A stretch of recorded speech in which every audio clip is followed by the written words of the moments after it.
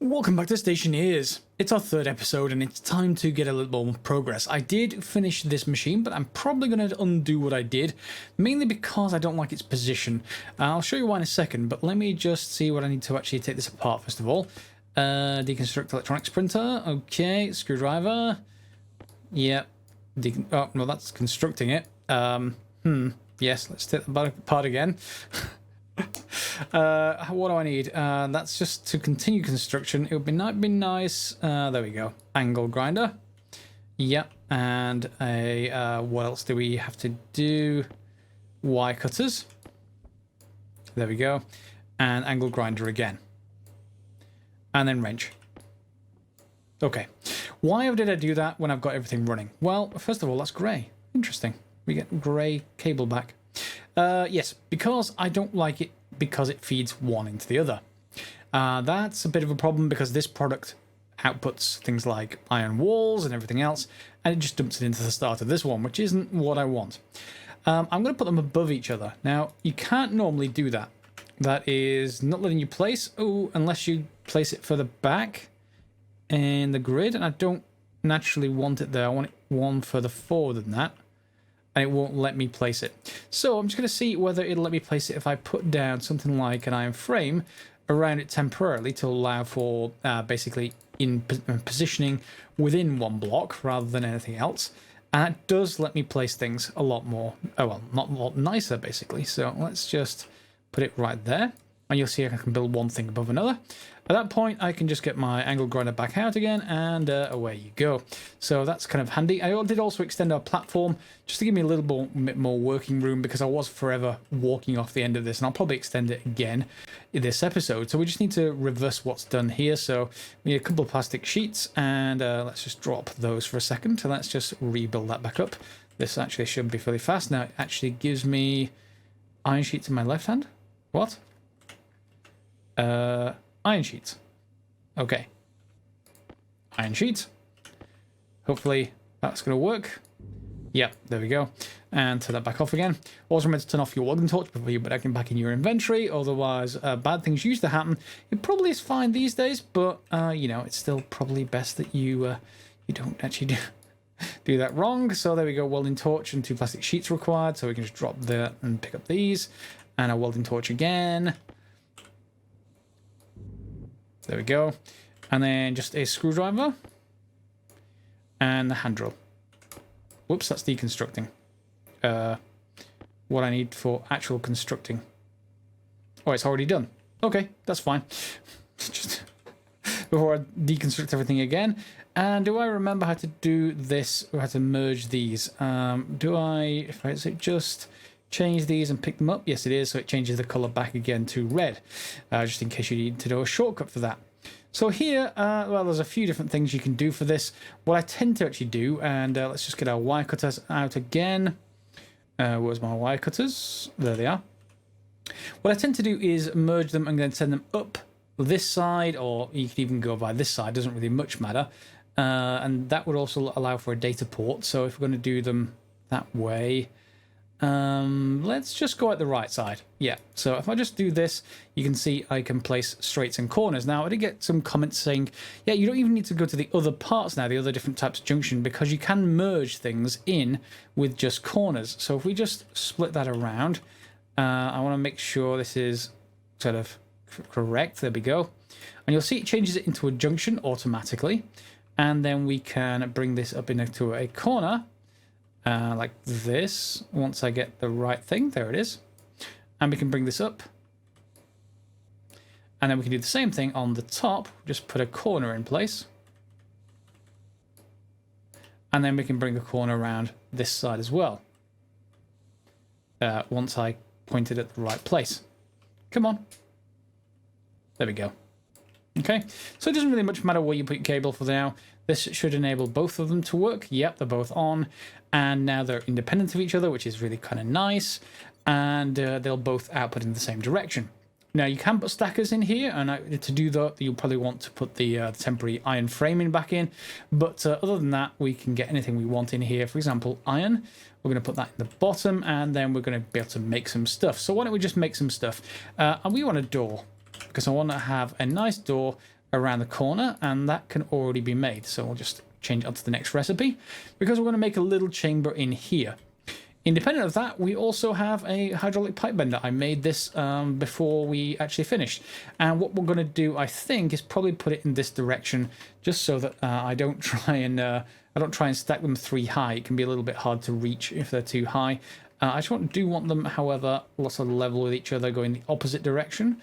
That will do there. Gives me quite a bit of floor space. It hangs off a bit off the back, but we'll be extending the floor space anytime soon.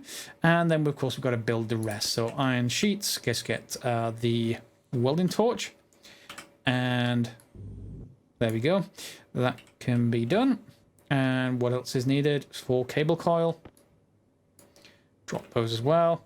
2 plastic sheets. Where's my plastic sheets gone? That can go probably back in there now. And screwdriver to continue construction. There we go. We got hydraulic pipe bender as well. So that's going to be useful once we run out of the initial set of pipes that we have, and we have some other bits and pieces of stuff. However, we're also going to want to just basically have this merged in. Let's just get our cutters. I do like this new merge system. It is very, very nice indeed. Well done to the developer who came up with it, or indeed the player who suggested it.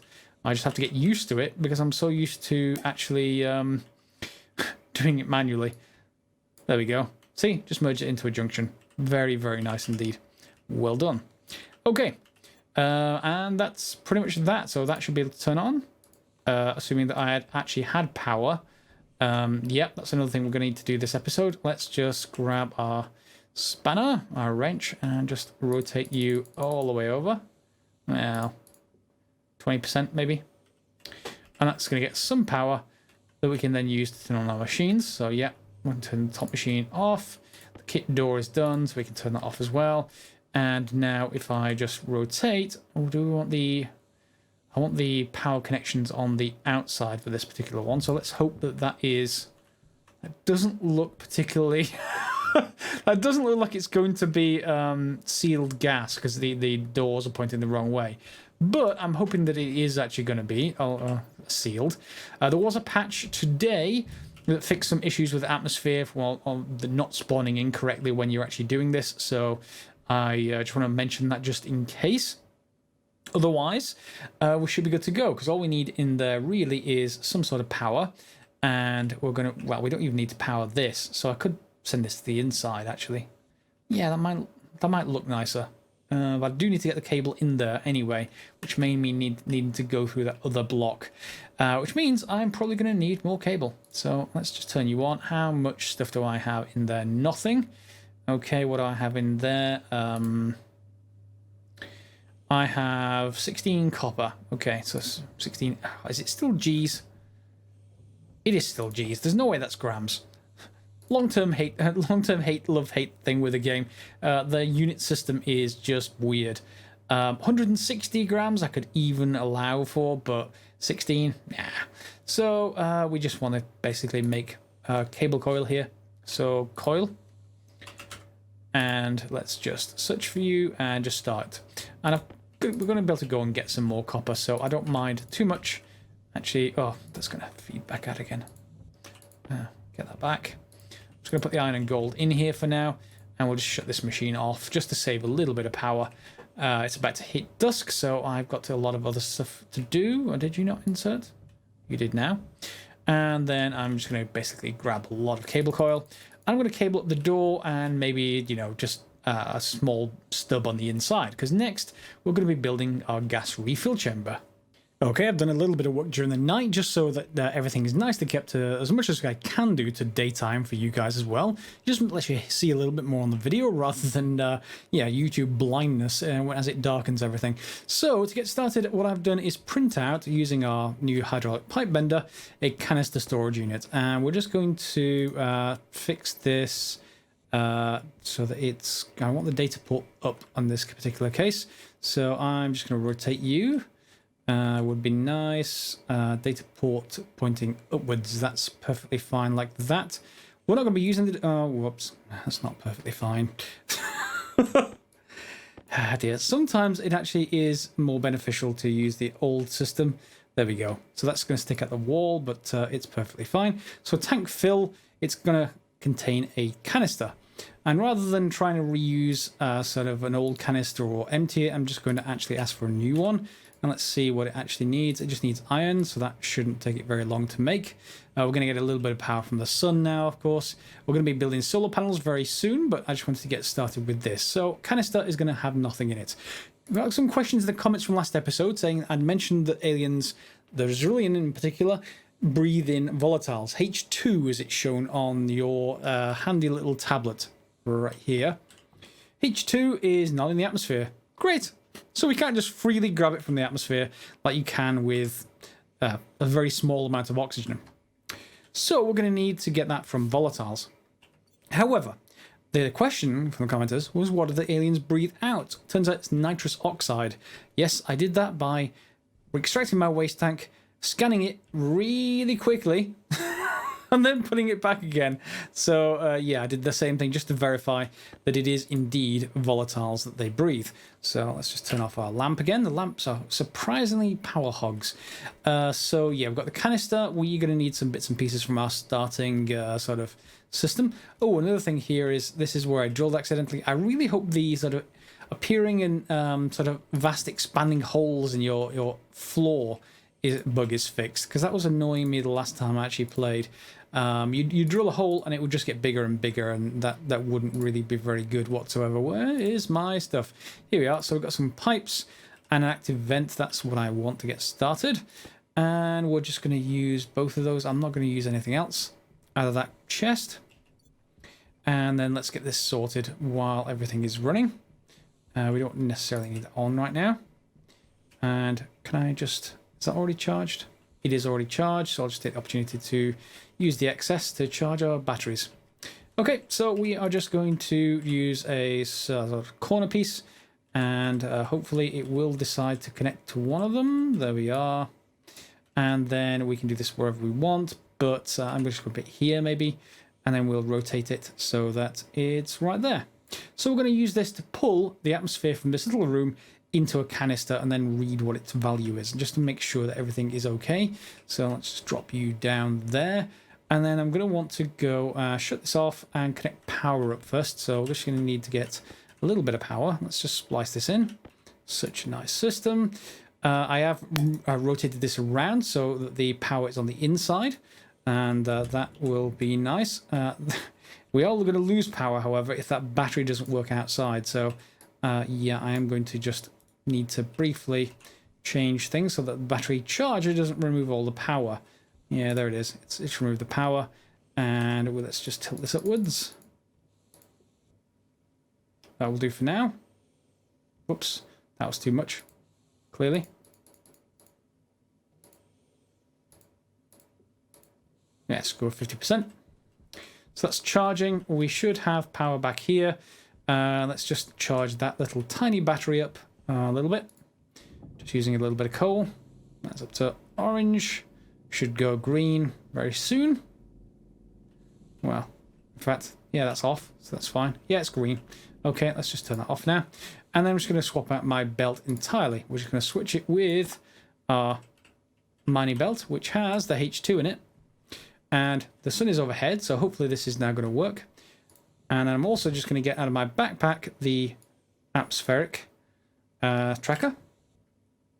And this room has got a bunch of different stuff in it. I don't have any filters right now, and that's something I'll have to wait a little bit. But there's not much in the way of atmosphere in here. It's on 2.8 kPa, so hopefully that won't poison me if I decide to do this. So if I pull this out, it should now be populating the room with H2. And it is. So let's just put that back in my backpack, and let's just turn the vent on. And then I remember which way around it is. It sets it that way, and it gets pulled into that canister. Good. So if I want to pull this into my inventory, there it is. It's sublimating. It's certainly not going into a liquid. And you can see the atmosphere in here has no other ingredients right now because we've got the door shut. So all we're really doing is filling this canister with whatever we want. So let's just turn that back off again. Oops. Never remember exactly what these canisters can go up to. So 9 megapascals seems to be reasonable. I think it was going to be 10, but oops, I need to put that in my backpack. Yes, what's the room like? 3.8 HPA. Okay, so what has our existing backpack got? This is 4 megapascals, so we've already got quite easily now 266 moles of H2. And just to see how confident I am, we're going to take that out. We're going to go to our backpack and we're going to swap it over and put this in. Let's just see how many moles. There's 212 moles of that. That's basically the quantity, of the number of molecules, if you like, of that particular substance. So we've already got a nice refill system. We can put this back in, and we don't have to worry about it. We can put in basically a tank anywhere. And just to let this all out in the system, all I have to do is turn it on here whenever I want to go and refill again. And of course, the atmosphere in here is gonna leave, but it really doesn't matter. It's a nice little system just to get started. Later on, you may well just have a nice sort of separation system with lots of various air conditioners to keep things cool, keep things heated, etc., and try to get more balanced. But for now, you have the ability to breathe, at least, with your Cerulean race, if you're following along. If you're not, you will have, if you just don't have any of the DLC, you will, of course, have this big oxygen tank over here. And this would be useful if you are human. It will not be useful whatsoever, ever, indeed, if you're the robot race. I don't have the robot DLC. I thought, well, if it only requires power, that's sort of less complicated, and less complicated means maybe less for you guys to sort of interact with, less for you guys to make comments about and stuff like that. So, feel free to make your opinion known on the matter. I can always take a look at the DLC as well, but I suspect it will be a simpler game if you go for that. Are you off? You're still on. Don't want to waste that power. And I'm just going to get my other belt back and swap back over because I'm going to need to change a few things. Let's, whoops, not you. Drop you. And I'm just going to basically get a little bit more power out of this. So the next thing is really to make sure that this, we're not going to do a tracking system, but to get more power. Mainly that we're going to have it at various angles just to get us started, which means I'm going to need to print a few more iron frames, and then we're going to need to look for a solar panel. So let's just take a look at what the solar panel requires. Solar and circuit board solar panel. No, I want the kit solar panel. What do you need? Iron, gold, and copper. Well, I've got 2 of the 3. I think I'm almost out of copper because I've been printing off cable coil like crazy. But let's see how much I'm actually short. That needs to go in my backpack, doesn't it? That's not my backpack. That's my backpack. Let's put you up there. And let's just grab this. And I know a lot of people who originally played the game had a problem with this whole switching around with keys, shortcut keys, etc. But now you can just use the mouse to switch things around if you want to. Just hold down the Alt key and that will work. I'm going to need more copper, aren't I? I've got enough for 3 solar panels there, but I do need probably a couple more stacks of copper. So let's turn everything off. That's quite nice for now. And I'm going to go a bit of a mining hunt, hopefully shortly before the sunset, although otherwise I may have to wait until the next morning. But let's just drop you and go hunting. Now dawn is quickly approaching, so I built 3 solar panels, and that is going to work fine. We have one pointing sort of not directly at 0, it's a lot at 10% or 20%, something like that. One pointing straight up, one pointing right. Easy to do, don't need to do any electronics, doesn't require any maintenance whatsoever. I've also rebuilt these so the data port is on the side facing me and the power port is on the other side. So the power port goes all the way down the back, all the way down here and feeding into our APC like normal. Straightforward, right? Yeah. So when dawn comes, these are going to start generating power. They're already generating power. This one is anyway. Maybe just from my torch shining onto it. Yes, that happens. Let's just turn off the torch. Generating 0. Are you going to generate 7 or 8 watts? How about 0? Is it still 8 watts? 9 watts? No, it's definitely from the sun. So we're generating a little bit there. Okay, so that's starting to feed in and sort of trickle charging our battery. I've left this charger off for the moment because if we're going to do any kind of setup, people who are used to late game stuff, we're going to be saying, you can just go and build a computer. Yes, you can. I did go and build a computer. Here it is. You can't really program anything with a said computer yet because you need more advanced materials to do so. If you just go in here and then look for a recipe for IC, you'll see, whoops, it's out of power. you'll see you need solder and you need other materials that we can't generate yet. So this kind of thing is useful to get started. If you want to go a little bit farther, if you're following along, we can build a very simple solar tracking system. The people who are screaming, saying, oh no, not like 50 chips again. Well, one, it wasn't 50 chips, it was about 10. But no, even simpler than that. All we're really going to do is track the solar angle. There it is. We put a daylight sensor. You get one with the starting kits. We're going to feed that directly into the left side of a logic reader, which will just read it. And do we have enough power to actually read that yet? Not yet, but we should get that very shortly when the sun arrives. So that's going to turn on and it's going to start reading the solar angle. There it goes. 0.5, 0.6, etc. Solar angle, if you place your daylight sensor like this vertically, reads between 0 and 180 degrees. We can do later things by turning another solar angle, daylight sensor sideways and doing all kinds of other stuff. We're not going to worry about it for right now. What we're going to do instead is just do a little bit of logic chips. And I did say a little bit because it really is not very much at all. Stop running. It's not too bad. Remember my airlock episode, if you ever saw that? Yeah. Anyway, so you're going to put down a logic memory, build that in your electronics printer, and you're going to build 2 logic IOs, 1 logic memory, and 1 logic processor. In here, set 1.8 as the value. So set 1 just by clicking on this small tab. And then if you hold down V, you can just click it up to 1.8. Oops, 1.8. Okay. That basically is one particular thing. That's just the value we're going to divide this angle by. Solar angle between 0 and 180. These need an angle between 0 and 100. It's a percentage. Okay, so 0% is down towards the horizon. 100 is the other horizon. They're not quite that way because they're not pointing directly at 0. They're not pointing directly horizontal. They're slightly off, but in the early game it just doesn't matter. The efficiency just is not important. So we're just going to go here for logic math, and the way I've got this wired up, it doesn't matter which way around you place this. And then over here we're also going to do a logic batch writer. So batch writer, there it is. And again, doesn't matter how you actually do this. You've only got one of each type of thing on the network, so we don't need to do even a relabeler of any kind. So we can just say the input should be the logic reader, the output should be the logic batch writer, and what we're going to do is divide. Oops, no, that's not right. That needs to be the logic memory, and I'm going to do a division. Okay, so it's going to take 1 and divide by 2. 1 happens to be between 0 and 180. 2 happens to be 1.8. So we're going to get 0 to 100 out by dividing. Turn that on. You see right now that's 22, and this is 41. So we know it's roughly right. 180 and 100 are not quite double, but close enough. And on this side, we're just going to read the math unit.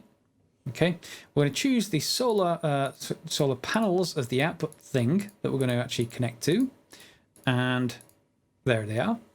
And we're going to write the vertical angle, I think. There they go. Okay, and you'll see they are tracking the sun. Ish. It's not perfectly accurate. You need a much more complicated set of chips or a computer program to get it perfect. We're not going to need to worry about that to get started. Right now, this will get you a lot of power really quite quickly. You can see maximum powers of these are like 450 or 500 watts or something. But again, it's not going to be a problem. We have 3 of them. And the only downside to this is that right now, these chips take power, which is fine during the day because we're generating far more power than we're actually using here. But during the nighttime, they'll still take power. So you can set this up, and I'll do it in another episode, not doing it now, because right now we can just shut it off. We can move this and this over here somewhere, and then we can use something else from the daylight sensor. We can use whether it's activated or not. And if it is, we can leave everything activated. If it's not, we can have a power switch that shuts off the power to all the stuff like on this side. So that is very useful at nighttime. But to get started, don't worry about it. Just put a manual sort of switch or just disconnect a cable or something for now. It works perfectly well, and you can see that is already charged. We can turn on this, and let's see if it's more power. Yes, it is more power than we're actually we're able to just charge batteries with. Yep, it's not even discharging. It would show red if it was discharging. And indeed, we can switch on, let's switch on our arc furnace. Is that enough power? Yep, it's still generating more power than it's using. So we can turn on you, and you. The door's already on. Do I have anything else as a power sink? You're still... Oh, no, wait. Maybe. So maybe with the arc furnace on, it discharges a little bit. But again, you can just build another solar panel. Do pay attention to the way I've connected this. The data port is on the side with the chips. The power port is on the back, all the way along the back. So this is the 2-port variant, and that power port goes around here into this APC so that everything will work quite nicely. So in this one episode, we've got a fill chamber, and one other thing here is that if you wanted to empty this so you get it with a pure gas canister, you just put another active vent with a passive vent on the outside, and before you do sublimated whatever you wanted in your tank, you would just turn on that active vent. It would empty this chamber, then you would turn it off again, then turn on this one, and then grab your stuff out of your backpack, and it will just purify or just be whatever you've got in your actual hands. So yeah, thought that would be good. So everything that we actually need is pretty much going on. We've got all the basic machines, and that I think is good for an episode. If you've got any comments, if you've got any improvements, and yes, there are improvements, and the people who are new, just bear in mind that this is not the most efficient way, but it is the smallest number of chips, the earliest, roughest, easiest way to get into solar tracking. Single axis, 4-chip, and then only 3 active chips, that matter. I think they're like about 50 watts each or something like that. So it makes more sense once you get more than this number of chips to go to a computer or an IC, because that consumes similar amounts. I forget the exact amount. I think a computer's like 100 watts or something. Anyway, that's it for this episode. Next episode, we may get to steel. We may have to be doing a bit more infrastructure work first. I may well get sort of a very trivial version of a nice atmosphere for plants up and running, because that is quite useful to have. And yes, someone did say I don't need a ramp, I can use my jetpack, and yes, technically I can use my jetpack, but I don't want to. I want to, in fact, do I have the jetpack by default these days, or is it actually not supplied? I forget. Anyway, I'll check next episode. But yes, even though I don't want to use the jetpack, I'd rather have ramps up to roofs and stuff like that, just so that it's slightly more predictable. I have killed myself or severely broken my my suit in the past, and you don't want to have to use duct tape on your suit on Mars. One other quick point, you will by this point, if you're following along, be down on filters. Mine hit 0. So you're going to need to make more filters. They are made in the hydraulic pipe bender, and they are quite easy. These small, easy filters to make are only 5 iron. So even if you're not playing with extreme ores like I am, you can make filters. Make nitrous oxide filters. That's what you breathe out, so that's what you need to filter out from your suit. Okay? Or at least it gets filtered into the waste tank. You'll see the waste tank is building up there. So if you ever wanted nitrous oxide, some H2 makes it into that, so it's not pure nitrous oxide for some reason. However, it is pure on the primary air tank. So yeah, you can obviously follow along. If you've got any comments, put them down below. If you've enjoyed the episode, give it a big thumbs up. More than happy to get more people on the channel, and it does help. If you've not subscribed already, you can do so, or click on the bell if you want notifications. Otherwise, we'll see you next episode for some more Stationeers. And as always, thanks for watching.